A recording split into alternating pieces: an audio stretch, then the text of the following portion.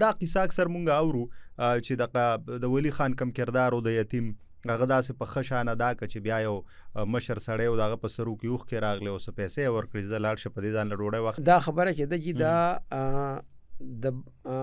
باچا خان خدای خدمتګار جی جی 4 والیوم دي که نه او جی فرست والیوم تاسو وګورئ په هغې کې شته دی ټیک ده او دا خبره چې دا نو د ډرامې لیکوال عبدالاکبر خان اکبر په خپل کتاب د برصغیر پاک و هند په ازادۍ کې د پښتنو برخه دا کې هم لیکل شي. نو تاسو د دې نه اندازه ولګوئ چې انې د باچا خان ویژن ټیک ده چې یو طرف ته په ډرامه لیکي مو خو بل طرف ته خپل بچو له په هغې کې کردارونه مو ورکوي چې یاره د خلکو ته پته ولګي چې دا ډرامه څه شی دی. او بیا انې تاسو وګوره 1917 چې موږ ته پته چې د ولی خان ډیټ اف برث دی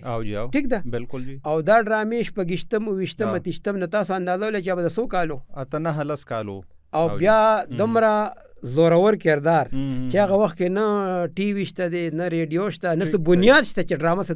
ته وایي او جی او ستاسو خبره او بیا په پښتنو او بیا خلک ګورئ دا خو یو خبره تاسو وکړله جی جی. بیا د هغه عبدالاکبر خان اکبر په خپل کتاب کې لیکلی دي چې بی یو سړی د